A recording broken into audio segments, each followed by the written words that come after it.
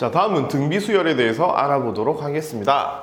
자, 이런 수열 한번 적어보죠. 자, 1, 2, 4, 8, 땡땡땡 이렇게 간다고 봅시다. 자, 이 다음 뭐가 나올까요? 눈에 보이죠, 그죠? 1, 2, 4, 8 이렇게 돼 있으면 다음은 왠지 16이 나올 것 같습니다. 그죠? 맞죠? 자, 규칙을 살펴보면 여기서 이쪽으로 갈 때 2를 곱했고요. 또 다시 2를 곱했고 2를 곱했습니다. 그러니까 여기도 당연히 2를 곱하는 게 맞겠죠. 자, 이렇게 앞항에서 뒷항으로 갈 때 일정한 숫자를 곱하는 수열, 얘를 우리가 등비수열이라고 불러줍니다. 자, 등비수열은 앞에서 다음으로 갈 때 일정한 수를 곱해 나가는 수열, 일정한 수를 곱해서 만들어지는 수열, 지는 수열을 우리는 등비수열이라고 부르고, 이때 곱하는 이 일정한 수를 우리가 뭐라고 부르냐면 공통적인 비라고 해서 공비라고 불러준다. 공비라고 쓰고 기호는 보통 R이라는 숫자를 많이 써요. 그래서 이제 일정한 수가 곱해지러 만드는 수열, 얘를 등비수열이라고 부르고, 자, 이 녀석을 식으로 한번 표현해보면 이렇게 됩니다. A의 n 플러스 1은 AN 곱하기 R의 형태입니다. 그러니까 앞항 n번째 항에서 그 다음 항으로 갈 때 뭐를 곱한다? 어떤 숫자를 곱한다. 이게 공비 이렇게 되겠죠, 그죠? 이렇게 만들 수 있습니다. 자, 또는 등비수열이란 말 자체가 등비이기 때문에 비가 일정하다는 얘기죠. 그래서 그래서 비가 뭐냐면 이웃항 두 항의 비, 이웃한 두 항들의 비, 두 항 사이의 비가 같다. 비가 같다라는 의미도 등비수열의 형태가 되는 겁니다. 다시, 등차수열은 일정한 수가 더해진다. 등비수열은 일정한 수가 곱해진다. 등차수열은 이웃항 두 항의 차가 일정하다. 그래서 등차수열이고, 등비수열은 이웃한 두 항 사이에 비가 같다. 비가 일정하다. 그래서 등비수열이라는 표현을 씁니다. 자, 이걸 식으로 표현하면 이렇게 쓰는 거죠. AN분의 AN 플러스 1.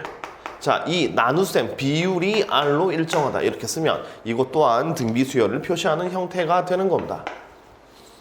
자, 그럼 두 번째 등비수열의 일반항은 어떻게 되냐면, 자, 쉽게 설명을 해보면 여기 지금 A1 초항이 있습니다. 그 다음에 여기 A2, 그 다음에 A3, A4 이렇게 쭉 넘어가게 될 때, 자, 초항에서 여기까지 곱하기 R을 하는 거죠. 따라서 A2는 어떻게 되는 거냐면 초항에서 R을 한 번 곱하면 되는 겁니다. 한 칸 건너왔으니까. 그럼 A3는 여기서부터 시작해서 이렇게 두 칸 건너가죠. 그럼 R을 두 번 곱한 거네요, 그죠? 따라서 이 녀석은 AR 제곱 이렇게 만들어집니다.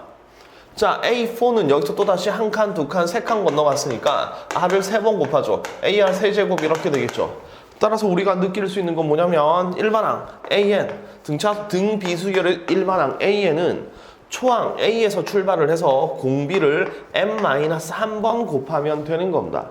이게 등비수열의 일반항입니다. 등비수열의 일반항. 자, 등비수열의 일반항. 다시, 만약에 A8이라고 생각한다면 초항에서 출발해서 공비를 7번 곱해주면 된다 이거죠. 초항에서 출발해서 공비를 7번 곱해주면 된다. 만약에 A에 100 이렇게 돼 있다면 A 곱하기 R의 99제곱 이렇게 쓸 수 있는 겁니다. 자, 등차수열과 마찬가지로 꼭 초항에서 출발할 필요는 없어요. 예를 들어서 A10을 A5에서부터 출발을 한다면 A5에서 10까지는 몇 칸 건너가냐? 5칸 건너가죠, 그죠? 5칸 건너가니까 뒤에 아래 5제곱만 붙여주면 되는 겁니다. 그러니까 출발점을 A5로 출발하면 이렇게 아래 5제곱만 곱해도 충분하고, 거꾸로 이번에 A5를 A10을 이용해서 푼다라고 치면 5번째 항이 있고 10번째 항이 있으면 거꾸로 건너오면 되는 거죠, 그죠? 앞으로 갈 때 R을 곱했으니까 거꾸로 건너올 때 R을 나눠주면 되는 겁니다. 그럼 A10에서 A5까지는 5칸 앞에 있으니까 5번 나눠주면 되는 거죠. 그래서 R의 5제곱분의 1, 모로 이런 식으로도 표현이 가능하다는 얘기입니다. 그래서 일반항을 이용하고, 일반항이 지금 초항부터 출발한다고 돼 있지만 굳이 초항부터 출발하는 형식으로 적어줄 필요는 없다. 이렇게 기억하면 되겠죠. 자, 등비수열의 일반항이 저렇게 만들어지니까 예를 들어서 요 수열의 일반항을 한번 구해보면, 초항이 1이죠, 그죠? 초항 1이고 공비가 2입니다, 그죠? 20 곱했으니까. 따라서 이 수열의 일반항 A에는 초항 1 곱하기 2의 n-1제곱 이렇게 써주면 등비수열의 일반항은 굉장히 쉽게 풀 수 있겠죠. 자, 등차 수열의 일반항은 초항하고 공차만 알면 됩니다. 그래서 A하고 D만 구하면 되는 거고, 등비 수열의 일반항은 A와 R을 구하면 되니까 A하고 R만 구하면 초항하고 공비만 구하면 문제를 풀 수 있겠죠? 따라서 등비 수열의 일반항을 구하는 문제는 첫 번째 풀이는 공비와 초항 이걸 구해내자 이렇게 움직여주면 됩니다. 자, 예를 들어 보겠습니다. 자, A4가 8이고 네 번째 항이 8이고요. 그 다음에 A7이 64, 일곱 번째 항이 64 이렇게 주어져 있을 때 A5 다섯 번째 항은 뭔가요? 이걸 묻는 문제입니다. 자, 물론 등비수열이란 말이 있을 때, 자, 등비수열 AN에서 자, 요 녀석을 푸세요라는 얘기입니다. 자, 두 가지 방법으로 풀 겁니다. 자, 첫 번째 방법은 뭐냐면, 자, 등비수열의 일반항을 이용할 겁니다. 그럼 A4는 뭐라고 쓸 수 있냐면 A4는 AR의 세제곱이라고 쓸 수 있죠. 얘가 8이 되는 거고요. 두 번째 A7은 AR의 6제곱이겠죠. 그죠? 얘가 64 이렇게 되는 겁니다. 그럼 이 식 두 개를 가지고 이 식을 가지고 어떻게 풀어주냐면 얘가 지금 다 곱의 형태로 되어 있으니까 나누면 되게 편하겠죠. 얘가 합의 형태로 되어 있으면 플러스 마이너스 빼주면 되는 건데 이게 다 곱으로 되어 있으니까 나눠주면 되는 겁니다. 그래서 나눠주면 자 이걸로 이걸 나눌게요. 그럼 얘를 나누면 AA 사라지면서 R의 세제곱이 남겠죠. 그죠? 따라서 얘로 이걸 나누면 8 이렇게 됩니다. 그럼 R의 세제곱이 8 나오니까 따라서 R은 2 이렇게 만들어지죠. 자 물론 이 말고도 3차식이니까 허근이 두 개 있을 텐데 엄격하게 따지면 허근까지 따져줘야 되는 건데 아마 여기서 모든 항이 실수일 대로 딱 제한을 시켜보죠. 그러니까 수학 문제를 풀다 보면 자 이런 경우에 모든 항이 실수란 말이 붙어 있을 겁니다. 문제에서 어쨌든 모든 항이 실수란 말이 들어가면 R은 2밖에 없는 거죠. 따라서 공비는 2가 되는 거고 그럼 R이 2가 되면 A는 8 그러니까 A는 8 아니지 R이 2가 되면 얘가 8이 되니까 A는 1 이렇게 되겠죠. 따라서 초항이 1이고 공비가 2다라고 찾아냈습니다. 그럼 따라서 AN이 뭐가 되냐면 그러니까 AN이 자 일반항을 구해보면 AN은 1 곱하기 2의 n-1이니까 A5, A5를 계산한다면 A5는 5를 대입하면 2의 4제곱 해서 16 이렇게 답을 내주면 되는 겁니다. 자 이렇게 푸는 게 첫 번째 풀이에요. 일반항을 이용해서 푸는 거 나쁘지 않습니다. 이렇게 풀면 돼요. 자 그런데 이제 등비수열의 아이디어를 가지고 문제를 풀어보면 등비수열은 일정하게 값이 곱해지는 수열이죠. 그죠? 그럼 여기 A4에서 A8까지는 몇 칸 건너갔죠? 4칸 건너갔죠. 그죠? 그럼 4칸 건너갔는데 숫자가 8에서 64까지 자 숫자가 8에서 64까지 여기 더하기 52가 됐다. 이렇게 52 맞나요? 더하기 56인가요? 자 56이다 더하기 56이 됐다 이렇게 생각하는 게 아니라 등비 수열은 곱했으니까 곱으로 만들어졌으니까 8에서 64까지 곱하기 8이 됐다 이렇게 보면 됩니다. 자 다시 곱하기 8 64 이렇게 되는 거니까 왠지 맞나요? 아 8이 아니라 7이죠. 그죠? 7 A7입니다. 그죠? 다시 자 A4에서 A7까지 3칸 건너갔죠. 그죠? 3칸 건너갔는데 요가 8에서 64까지 곱하기 8이 된 겁니다. 그럼 3번에 걸쳐서 전체적으로 곱하기 8이 되려면 한 번에 곱하기 몇이 됐나요? 곱하기 2가 된 거죠. 그죠? 자 다시 3칸 건너갔는데 곱하기 8이 됐으니까 3번에 걸쳐서 곱하기 몇을 한다? 2를 한다 이렇게 만들어지겠죠. 따라서 이걸 봤을 때 곱하기 2구나 그래서 공비가 2구나 이렇게 찾아낼 수 있겠죠. 그죠?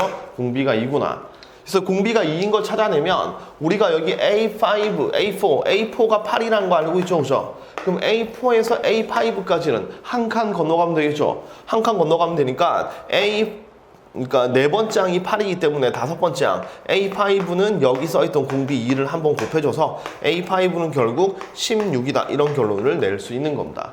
아시겠죠? 그래서 두 숫자를 보고 여기서부터 여기까지 3칸 건너와서 8번 8을 곱했으니까 한 칸 갈 때마다 2를 곱하면 된다 이렇게 아이디어를 낸다 이렇게 생각하시면 돼요. 아시겠죠? 이게 등비수열의 참맛을 느끼는 그런 식의 풀이라고 생각하시면 됩니다. 자 다음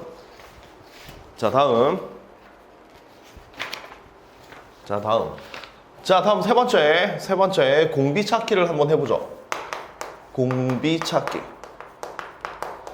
자, 예를 들어서 등비수열 AN이 2의 2n제곱 마이너스 1 이렇게 되어 있으면 많은 학생들이 좀 불편하게 느낍니다. 왜냐면 등비수열은 쌤 A 곱하기 R의 n-1승인데 그게 아니잖아요. 좀 이상한데요? 불편한데요? 이렇게 생각할 수도 있습니다. 그런데 이런데 굳이 불편해 하지 마세요. 자, 이렇게 되어 있을 때 공비는 어떻게 찾냐면 n 밑에 붙어있는 전부 다가 공비입니다. 이렇게. n 밑에 붙어있는 전부 다가 공비입니다.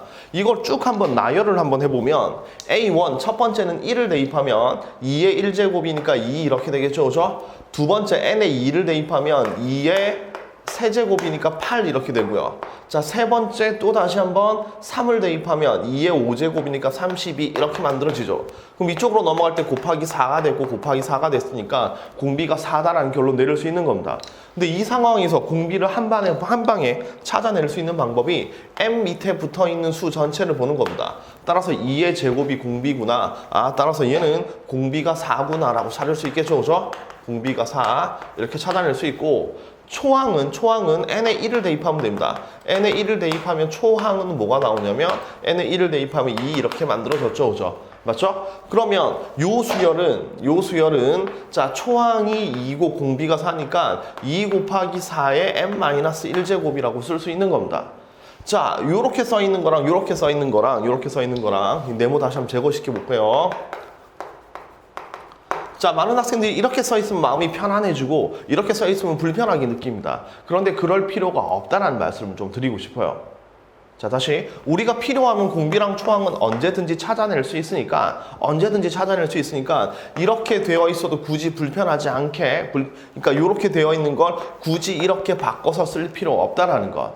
그래서 이렇게 좀 복잡하게 나와 있는 것도 공비는 지수 자리에 있는 n 밑에 있는 전체 수라는 거, n 밑에 붙어 있는 모든 수가 다 공비가 된다는 것. 이 정도만 기억을 하면 이렇게 굳이 억지로 일반항의 형태를 바꿀 필요 없다. 이렇게 좀 기억하시면 되겠습니다. 자, 연습을 한 번 더 해볼까요? 자, AN이 만약에 뭐 3의 2n승 플러스 1 뭐 이렇게 돼 있다고 봅시다. 상상력이 좀 부족하네요. 뭐 이런 거밖에 안 됩니다. 자, 보면 n 밑에 붙어 있는 요 녀석 3의 제곱 따라서 공비는 9구나 라고 받아들이면 됩니다. 아시겠죠? 이렇게 쓰면 됩니다. 자, 이렇게 등비수열의 일반항을 정리해 보겠습니다.